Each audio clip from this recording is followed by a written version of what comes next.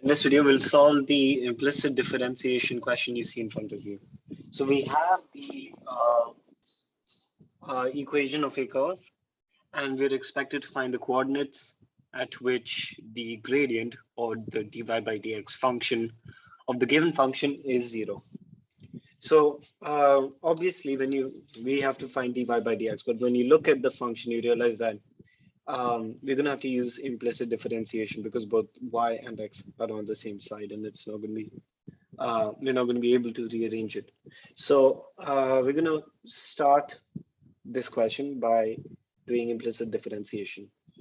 So first we get 3y squared because this is y cubed, and because this is implicit differentiation and we're trying to find dy by dx, which is the change in y as x changes, we have to do 3y squared times dy by dx to show that this is how y changes as x changes. Plus, now we can use some product rule. So we're gonna divide this into two factors, 3x and y squared. So first, we're gonna differentiate 3x. So this will just be 3 times the other factor, which is y squared. So 3y squared plus the other factor differentiated, which is 2y. So y squared becomes 2y.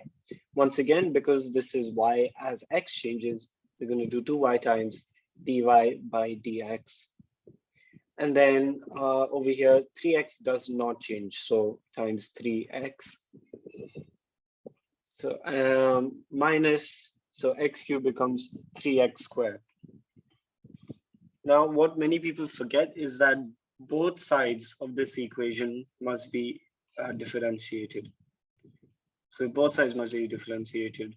What many people forget is that even if there's a constant on the right-hand side, in this case, right-hand side, it could be on the left-hand side, that must be differentiated as well. And in this case, because it's just a constant, that will become 0.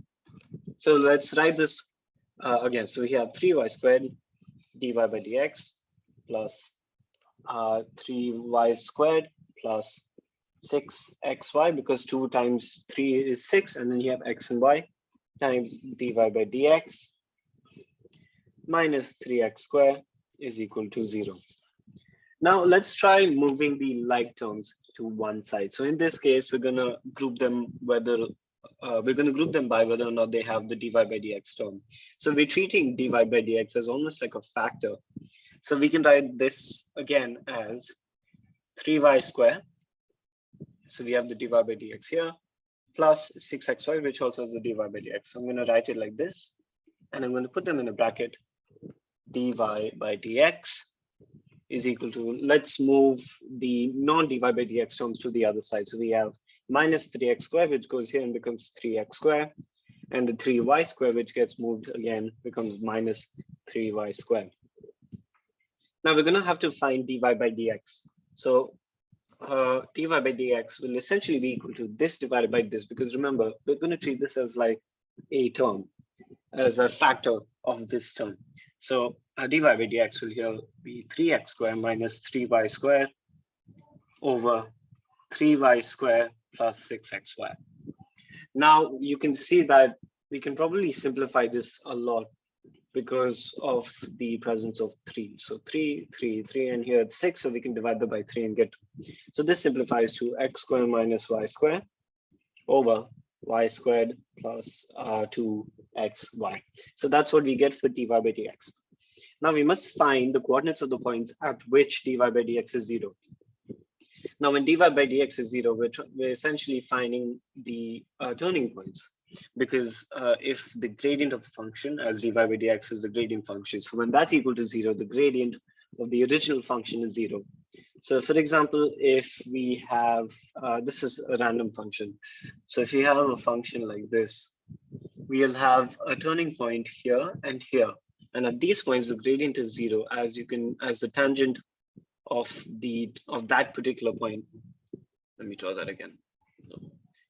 So if you have such a function, when you draw a tangent at the turning point, it's actually going to be horizontal. It's going to be parallel to the x-axis over here, which means that its gradient is 0.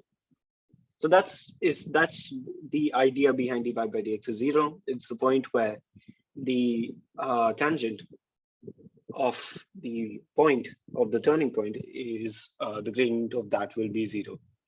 So let's equate it to 0. So this means that x squared minus y squared over y squared plus 2xy is equal to 0. Now we can multiply both sides with y squared plus 2xy. So this gets multiplied to both sides, which essentially means that x squared minus y squared is equal to 0. Now, this is going to be a little hard for us to work with. So what I'm going to do is actually move the y squared to that side. So I'm going to get y squared is equal to x squared. And then I'm going to square root both sides. So I'm going to get y is equal to plus minus x. Because remember, whenever you square root something, it can be positive and minus and negative. Because if you multiply a negative, it becomes a positive, and if I multiply a positive and a positive, I still get a positive. So that's why you always add the plus minus. Now in this case, I have added the plus minus with the x. However, if I did apply it to the y, it would still be the same, but I'm not going to do that in this context. So now that I have y is equal to plus minus x, I have a relation between y and x. And now what I can do is I can actually substitute plus x or minus x. So I have plus x, and I also have minus x. And I can substitute this as y in the original equation, because we're trying to find the points, and the points will only be found using the original equation. And now because I have this relation, I can actually substitute either x or minus x, so that the entire equation, all the terms in that equation will only be x and there will be no y. So it makes it easier for us to solve. So let's start with x. So y is equal to x. So the original equation is y cubed plus 3x y squared minus x cubed is equal to 27. So in this case, I'm actually going to write this in blue. So this is the original equation. Now if we sub in y is equal to x, so we're going to sub in x in all the places that y is there. So this gives us x cubed plus 3 x cube again minus x cube is equal to 27. So then x cube and minus x cube. So these can be cancelled out, and we get 3x cube is equal to 27, which means that x cube, if we divide 3 by both sides, I've just written that in green to help you understand. We get 9, and then that means that x would be equal to cube root of 9. So then because y is equal to x, y would also be, so I'm going to write as y is equal to x.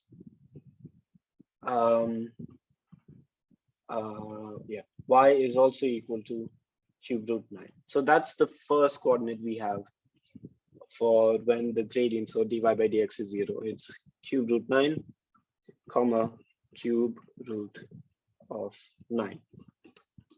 Let's do this again using, let me just give it. So I'm going to do this again using y is equal to minus x. So here, so y is equal to minus x. Again, we take the original function, which is y cubed minus 3y cubed, oh wait, 3x, that's my mistake, 3xy squared, and that's plus. So y cubed plus 3xy squared minus x cubed is equal to 27. So y is equal to minus x, let's sub everything in. So we get minus x cubed. And then if minus x gets subbed in here, we get positive. So that's still positive 3 x cubed. So minus x squared remains here is equal to 27. So now minus minus, so this is essentially 3x cubed minus 2x cubed is equal to 27. X cubed is equal to 27. That means that x is equal to 3 because the cube root of 27 is 3. Now, as y is equal to minus x, we know that y would therefore be equal to negative of the x value we have. So that's negative 3. So that gives us our second coordinate point, or the second point where dy by dx is 0 as 3 minus 3. And that's how you solve this implicit differentiation question over here.